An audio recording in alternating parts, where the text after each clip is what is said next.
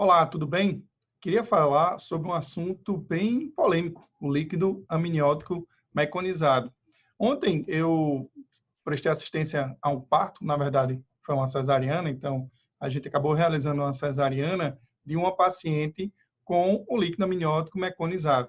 E era um paciente que queria o parto normal e com certeza ela iria, se persistisse, ela teria o seu bebê por parto normal. A grande dúvida é: vale a pena a gente realmente partejar uma paciente com um líquido amniótico meconizado? Bom, assista esse vídeo até o final, eu espero responder essa pergunta, mas primeiro a gente tem que falar um pouquinho sobre o que é o líquido amniótico meconizado. Então, eu estou aqui compartilhando a minha tela aqui com vocês para mostrar essa imagem aqui do líquido amniótico meconizado. Na verdade, aqui a gente não vê exatamente o líquido amniótico meconizado, mas vê uma placenta com infiltrado verde, justamente. O líquido amniótico, ele normalmente é para ter uma coloração clara, a gente chama até assim, clara com grumos, como se fosse água de coco. Mas, em algumas situações, ele pode ser tem uma coloração desde o amarelo claro, que a gente chama de tinto de mecônio, até um verde mais escuro, que a gente chama de mecônio espesso ou em papa de ervilha.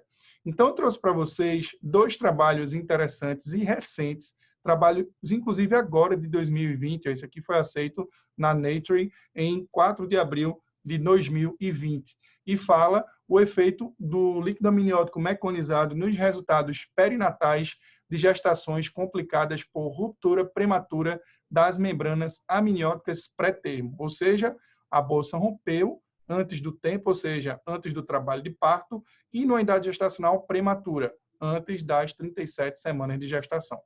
O objetivo desse estudo era determinar se o líquido amniótico meconizado, encontrado em gestações com ruptura prematura das membranas, se estava associado aos resultados maternos e perinatais adversos. Foi uma coorte retrospectiva de gestações únicas com amniorrex prematura e líquido amniótico meconizado, que foram entregues num hospital, um parto ocorreu num hospital terciário, entre 24 e 36 semanas e 6 dias, de 2007 a 2017, 10 anos de estudo, muito bom. As mulheres com ruptura prematura das membranas e líquido amniótico meconizado, corresponde ao grupo de estudo, foram comparadas com mulheres com ruptura prematura das membranas e líquido amniótico claro, aí o grupo controle. Os controles foram pareados com os casos de acordo com idade, gravidade, paridade e idade gestacional na proporção de 3:1. O desfecho primário foi definido como internação em unidade de terapia intensiva neonatal. Os desfechos secundários foram desfechos adversos neonatais, colioamnionite e descolamento da placenta diagnosticados clinicamente ou até por culturas e histologia da placenta, no caso da colioamnionite e respectivamente, do descolamento prematuro de placenta. 75 mulheres compuseram o grupo de estudo e foram comparadas a 227 do controle. Uma taxa significativamente maior de internações em unidade de terapia intensiva neonatal foi observada no grupo de estudo, ou seja, do mecônio, em comparação com os controles, 61,3% versus 45,7%, com um P de 0,03, ou seja, foi estatisticamente significante.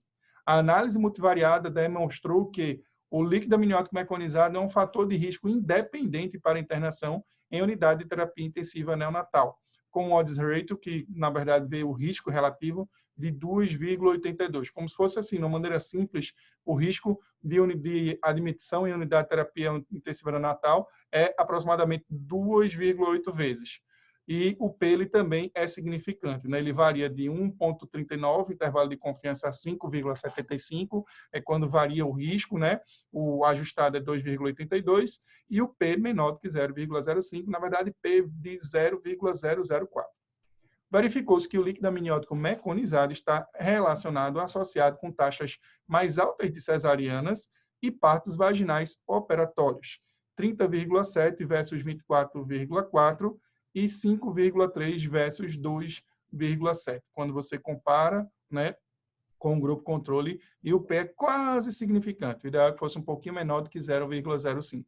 Bem como colioamnionite e descolamento de placenta, 33,3 versus 19,3, e 16 versus 7,7, comparando o grupo controle, grupo caso e grupo controle, com P estaticamente significante. Conclusão: o líquido amniótico meconizado está associado a frequências mais altas de resultado perinatal adverso quando comparado com o líquido amniótico claro em gestações complicadas com ruptura prematura das membranas. A gente ainda vai ver aí na aula que as principais causas de líquido meconizado. Disse de uma maneira, talvez subliminar, não sei, que o líquido amniótico meconizado ela traduz maturidade do intestino, até porque o bebê, quando nasce, ele faz o cocô, e o que a gente chama de mecônio nada mais é do que o cocô do bebê, entendeu? E normalmente esse cocô do bebê, ele é verde e espesso. Muitas vezes ele pode se tornar fluido, porque diluindo no líquido amniótico, ele vai tendo a coloração que vai misturando e vai ficar fluido, né? Um líquido um pouquinho amarelado. Mas se por acaso a eliminação de mecônio for mais intensa, ele vai ter essa coloração de papa de ervilha.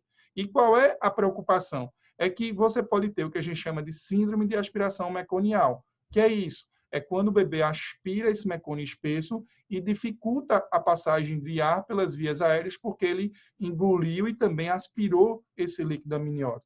Então, essa é a preocupação na síndrome de aspiração meconial, que só acontece se o bebê tem a eliminação de mecônio, que, por sua vez, nesse trabalho, principalmente no prematuro, aumenta a taxa de admissão em UTI neonatal e alguns resultados adversos. Então, muita preocupação com a questão da eliminação de mecônio pelo líquido amniótico, principalmente nesse caso, se for prematuro. Normalmente, a eliminação de mecônio pode ser um reflexo fetal, que é justamente a fisiopatologia de o bebê realmente eliminar as fezes por consequência de um sofrimento fetal.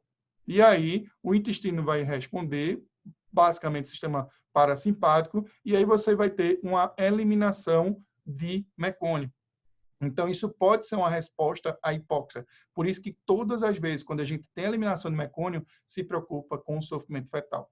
Eu me lembro, alguns anos atrás, uma querida paciente, outra que queria parto normal de todo jeito, e quando a gente fez acabou que ela rompeu a bolsa espontaneamente e ela teve a eliminação de mecônio em papa de ervilha. Até a doula dela já tinha preparado ela para uma cesariana, se fosse o caso. Realmente estava também numa dilatação inicial e a gente foi para a cesariana. Infelizmente, a cesariana ocorreu meio que num clima que não foi tão agradável como deveria ser num parto. Na verdade, a gente deu o diagnóstico antecipadamente e está realmente trazendo maior benefício para o bebê.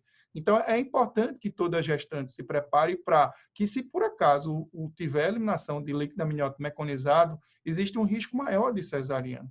E esse risco não é porque a pessoa quer fazer a cesárea de todo jeito, é por conta do bebê. A gente vai se preocupar que o feto realmente esteja em sofrimento fetal. E do ponto de vista sincero, direto e objetivo, não tem como garantir a vitalidade fetal apenas pela ausculta fetal intermitente.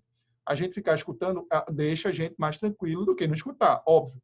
Mas a gente não garante um bebê que tenha sofrimento fetal, mesmo com a ausculta fetal boa intraútero. Porque se essa hipóxia, né, ela aconteceu e teve a eliminação de mecônio, não necessariamente a ausculta cardíaca fetal vai dizer que o feto está bem, entendeu? Inclusive, pode acontecer de mesmo com a ausculta fetal ele deprimir, até porque depois que nasce ele pode aspirar o mecônio.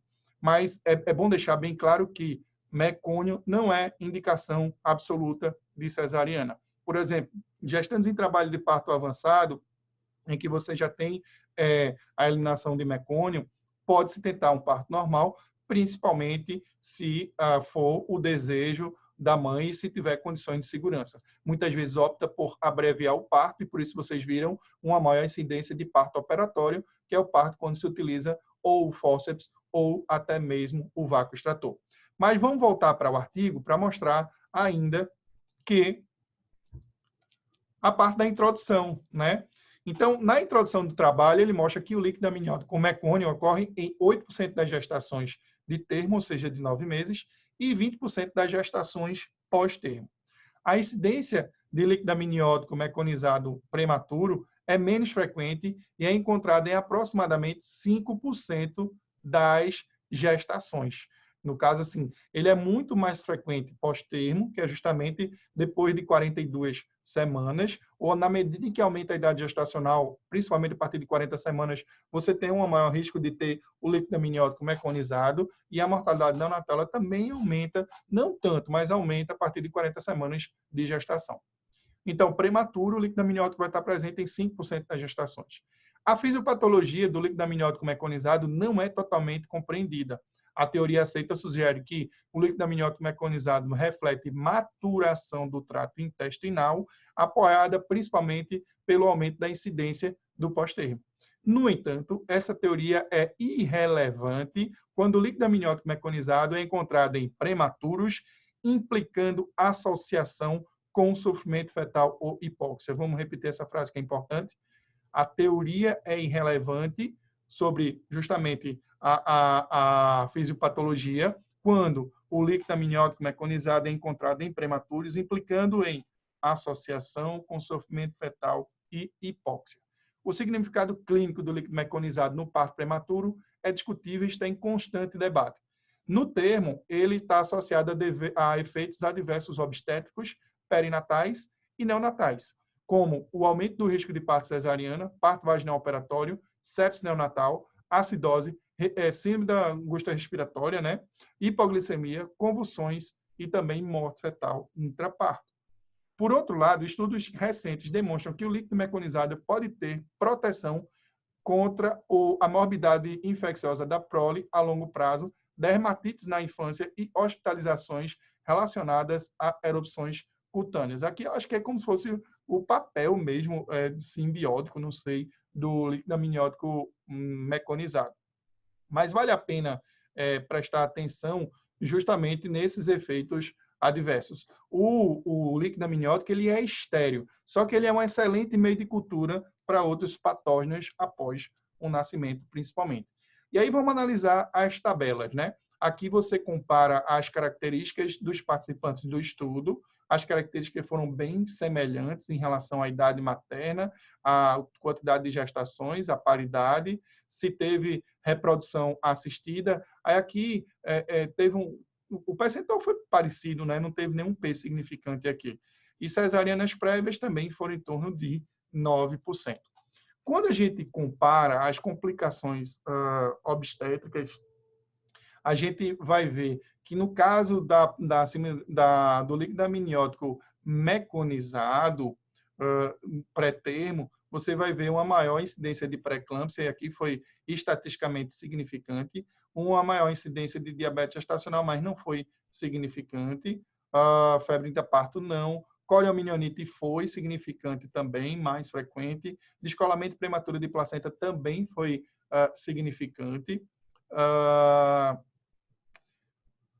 a questão da analgesia intraparto não foi. O tipo de parto cesariano foi, no tipo de parto, realmente foi mais frequente o parto vaginal na ruptura prematura das membranas com líquido amniótico meconizado, como também a cesariana, mas não foi, nesse caso aqui, estatisticamente significante. Tá bom? Aqui essa tabela também mostra como que a claridade do líquido amniótico, né? Ela pode ser fina, moderada ou até espessa. Assim, isso foi significante porque, na verdade, quando você compara com o tipo de líquido amniótico, quando você tem o líquido claro, aí lógico que vai ser completamente significante. Acho que aqui não teria nem necessidade de comparar. E quando você analisa as complicações neonatais, você vai ver o quê? Vamos ver o que é estatisticamente significante, ou seja, o que é menor do que 0,05. Primeiro, acima da aspiração meconial. Lógico, só vai acontecer quando você tem um mecônio. A necessidade de cuidados em terapia, em unidade de terapia intensiva. Aí, ó, estatisticamente significante, 61,3% versus 45,7%. E, a princípio, apenas isso. Mas nota-se que foi o aumento de todas as patologias, né? Só não aqui o pH, ele aumentou, né? Mas todos os desfechos negativos, eles foram maiores nos casos de líquido amniótico meconizado. Mas estatisticamente significante, só acima da aspiração meconial, e a necessidade de internação em unidade de terapia intensiva neonatal. Quando comparamos as características placentárias do grupo controle e do grupo do estudo, a gente vai ver que quem teve a ruptura prematura das membranas com líquido amniótico meconizado, o que é que foi estatisticamente significante aqui? Foi estatisticamente significante que a placenta foi normal nos casos de ruptura prematura das membranas sem líquido amniótico meconizado e que realmente ela só foi normal em 17,6%. Isso aqui foi estatisticamente significante. Foi mais frequente também a corioamnianite no grupo meconizado, como também o descolamento prematuro da placenta. Então, mas aí o valor P total, né, da patologia placentária, ele não foi menor do que 0,05, mas foi relativamente próximo, tá bom? Vamos lá, aumentou o risco de infecção, mas também não foi estatisticamente significante, tá bom? Aqui também, ó. Bom, na análise multivariável, né, dos resultados perinatais relacionados com o líquido amniótico meconizado pré-termo, o que é que se verificou? Que, obviamente, o líquido amniótico meconizado, ele aumenta o risco em 2,82 vezes de necessidade de cuidados em unidade de terapia intensiva, tá certo? Então, isso aqui foi um desfecho que foi importante e foi estatisticamente significante. Um P foi menor do que 0,05. Óbvio que a idade gestacional, quanto menor a idade gestacional, você vai aumentar o risco de unidade de terapia intensiva. A idade materna também, mas não foi totalmente, não foi estatisticamente significante. E a pré-eclâmpsia também aumenta esse risco de admissão em unidade de terapia intensiva. Aqui vocês podem até perguntar em relação ao peso, ele também, quanto menor o peso, maior o risco de ser admitido em unidade de terapia intensiva. E a cesariana, principalmente na cesariana de urgência, com indicação por sofrimento fetal, por pré-eclâmpsia grave, por descolamento prematuro da placenta, é óbvio que você vai aumentar os riscos de admissão em unidade de terapia intensiva, mas isso precisa ser muito bem discutido.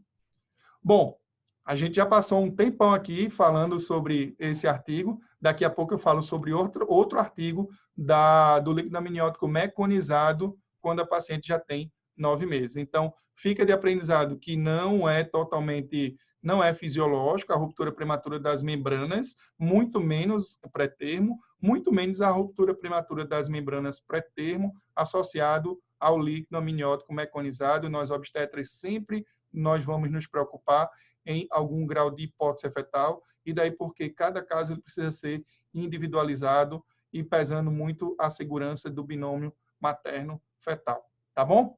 Espero que tenham gostado desse vídeo. Fiquem com Deus e a gente vai ainda falar sobre outro vídeo sobre líquido amniótico meconizado, desta vez na gestação a termo, e depois a gente vai amarrar respondendo aquela pergunta. E aí, estou com líquido amniótico meconizado, qual a conduta? Induzir, realizar cesariana, esperar? E aí, o que nós devemos fazer?